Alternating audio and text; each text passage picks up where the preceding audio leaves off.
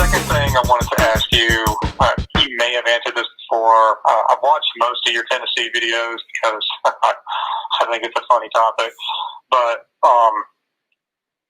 what value do you personally place on the Tennessee head coaching job?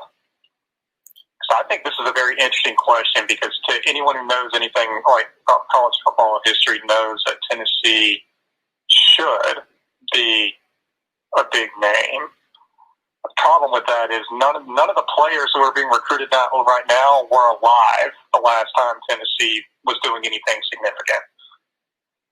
And then you toss in the fact that, not fact, but you just look at the way that they've handled the head coaching situation after Phil Fulmer. Lane Kiffin wasn't their fault, although it was hilarious. But then the Derek Dooley stuff, Butch Jones, how those fires came and went, and Pruitt, and now they, I think we can almost assume they were trying everything they could. I mean, they wanted this, I think they wanted this investigation stuff in order to get rid of him without a buyout. That's my personal opinion. So what value do you think the Tennessee program has right now in comparison to other programs? So you may recall that I asked a similar question to one of my guests on one of those two Tennessee streams that we did, because I had the same thought that I feel pretty confident that if we went across the country that I could evaluate just about every job across the country as, at least in my perspective, being a top 5 job, top 10, top 25, whatever. But that Tennessee would be at the top of the list of having this strange mixture of present and recent past issues and mediocrity at best, right, versus history and resources, not just the history. You know, if you've got history, but you're not doing anything now in terms of pumping money and resources and all of that, I can't think of a good example who would have tremendous history, but right now is just really dead in the water with no hope. Closest example I can think of would be Michigan. But Michigan's history was all before World War I. Well, no. See, I'm not thinking Michigan because Michigan has the capability. I'm thinking of anyway. If I come up with anybody, I will. But with Tennessee, they have the facilities, the stadium. They fill the stadium. They have a rabid fan base. They have support. They have money. They play in the premier conference in the country, which is, of course, a boost, but it's also a detriment in terms of the competition on the field. So I still see them as a tremendous potential program. Like it's not Illinois,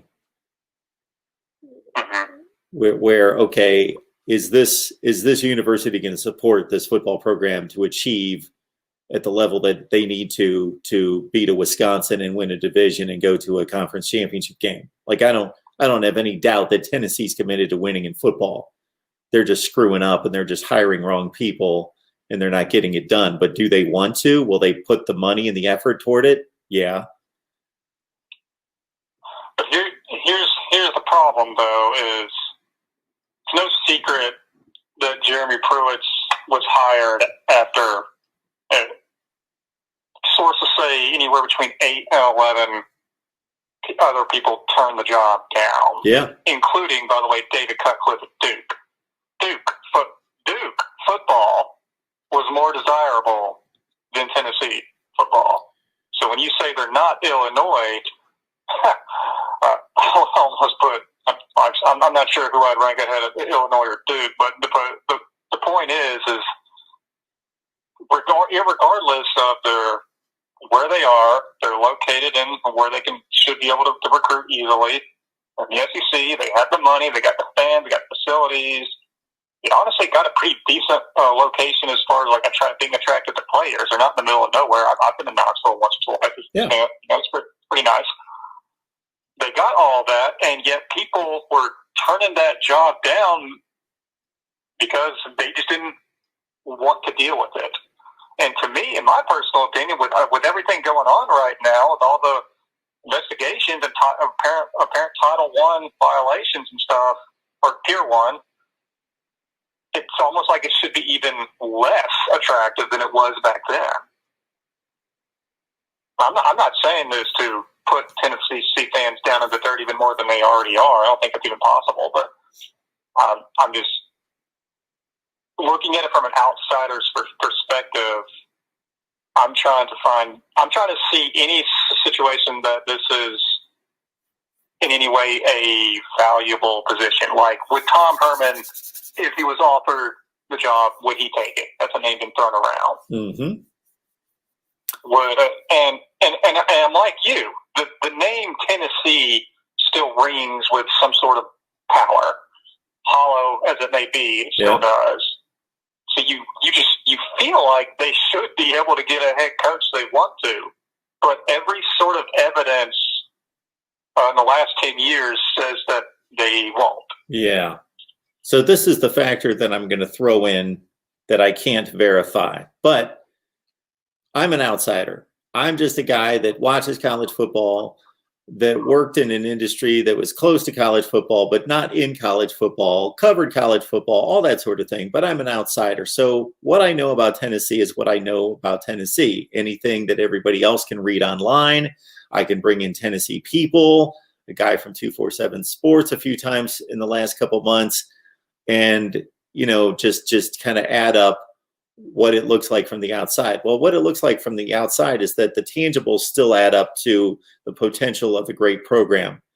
Plenty of money, resources, stadium, fan base, interest in a decent high school football playing state compared to the rest of the South, not on par with Georgia and Louisiana and Florida, of course, but much better than it used to be as people moved to Nashville in particular and moved to the state. So they've gained a lot of population and therefore better high school football playing in the last 10 or 15 years. So all that adds up as a positive. But when you've got we'll take David Cutcliffe, for example, he has so much access to having conversations with people that know, like, what's going on there? What's it like to work there? Do you think this guy's going to be a problem? Do you think this power structure there is something I'm going to have to deal with? Like, this was brought up a lot when the Texas job became open. Not that it was open for long, but just over the last couple of years in the speculation of replacing Tom Herman, that even though Texas has all this going for it, not a lot of guys that could fill that position want to take that position because they have to deal with all this crap, all this politics, boosters. And again, it just goes back to all sorts of, old buddy systems and good old boy connections in Texas that you have to deal with. And maybe it's a different sort of intangible negative element at Tennessee, but maybe it exists there too. Mm-hmm. That's pretty remarkable when you think about it. Texas job, they should only have to recruit the Dallas area and they should be in the playoffs almost every year. A job like that, you would think every coach would be lining up, would be taking a raffle ticket for it. And Houston's a tremendous high school football playing city. Yep. I'm very interested to see how this works out. They apparently got a pretty good hire at athletic director. I'm wondering if going forward, if the athletic director name is going to be as big as the head coach going forward, because everyone seems to want to turn this into a huge story. I'm going to admit right here on YouTube, I don't even know the name of Alabama's athletic director. I don't care. It's Byrne, right? I can't think of his first name. I don't know. I could Google it right now, but that's how much I've never cared about the athletic. I knew who Mal Moore was, but that was only because I was there at the college at the time. Yeah, he was there forever too. I remember when Mal Moore was there. And I also know the whole story of him, getting Saban away from Miami and the conspiracy about Drew Brees. But anyway, I'm going to leave just one last question. Don't think about it too hard, just off the top of your head. In the last, 15 years, who has performed the worst against expectations, Tennessee or Miami? Against expectations. Tennessee. Tennessee. All right. Well, man, have a good day. All right. I agree, by the way. Appreciate it. But it's not far off. Miami's No. right there. They are right there. Yeah.